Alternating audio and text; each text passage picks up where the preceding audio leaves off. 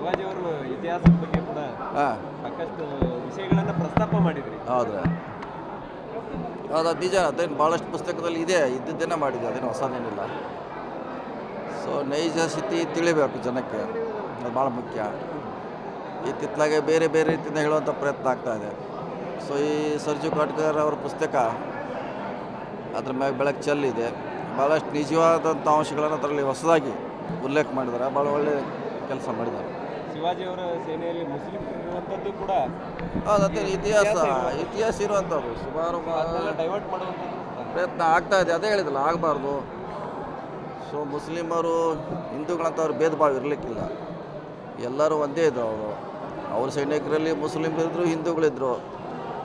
ಔರಂಗಜೇಬ್ನಲ್ಲಿ ಕೂಡ ಹಿಂದೂಗಳಿದ್ದರು, ಮುಸ್ಲಿಮ್ ಇದ್ದರು. ಸೊ ಹೀಗಾಗಿ ನಿಜ ಸ್ಥಿತಿ ಈ ಪುಸ್ತಕದಿಂದ ತಿಳಿಬೇಕಂತ ನಮ್ಮ ಆಸೆ. ನಿಮ್ಮ ಜೊತೆ ಕೆಲಸ ಮಾಡಿದ್ದು ಬಹಳ ಖುಷಿ ಆಯಿತು. ನೀವೇ ಬೆಸ್ಟ್ ಬಾಸ್. ಇಷ್ಟದ ಮ್ಯಾನೇಜರ್ ಆಗಿದ್ದೆ, ಇನ್ನು ಮುಂದೆ ಬಾಸ್ ಆಗ್ತೀನಿ. ಹೇಗೆ? ಬಾಸ್ ವಾಲಾ ಬಿ ದ ಬಾಸ್.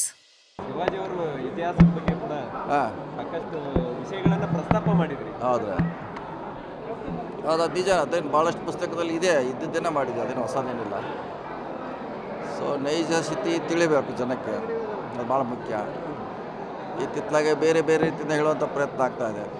ಸೊ ಈ ಸರ್ಜು ಕಾಟ್ಕರ್ ಅವರ ಪುಸ್ತಕ ಅದ್ರ ಮ್ಯಾಗ ಬೆಳಕು ಚೆಲ್ಲಿದೆ. ಭಾಳಷ್ಟು ನಿಜವಾದಂಥ ಅಂಶಗಳನ್ನು ಅದರಲ್ಲಿ ಹೊಸದಾಗಿ ಉಲ್ಲೇಖ ಮಾಡಿದ್ದಾರೆ. ಭಾಳ ಒಳ್ಳೆಯ ಕೆಲಸ ಮಾಡಿದ್ದಾರೆ. ಶಿವಾಜಿಯವರ ಸೇನೆಯಲ್ಲಿ ಮುಸ್ಲಿಂ ಇರುವಂಥದ್ದು ಕೂಡ ಅದೇ ಇತಿಹಾಸ ಇರುವಂಥದ್ದು ಸುಮಾರು ಡೈವರ್ಟ್ ಮಾಡುವಂಥದ್ದು ಪ್ರಯತ್ನ ಆಗ್ತಾಯಿದೆ. ಅದೇ ಹೇಳಿದಲ್ಲ, ಆಗಬಾರ್ದು. ಸೊ ಮುಸ್ಲಿಮರು ಹಿಂದೂಗಳಂತವ್ರು ಭೇದ ಭಾವ ಇರಲಿಕ್ಕಿಲ್ಲ, ಎಲ್ಲರೂ ಒಂದೇ ಇದ್ದರು. ಅವ್ರ ಸೈನಿಕರಲ್ಲಿ ಮುಸ್ಲಿಮ್ರಿದ್ರು, ಹಿಂದೂಗಳಿದ್ದರು.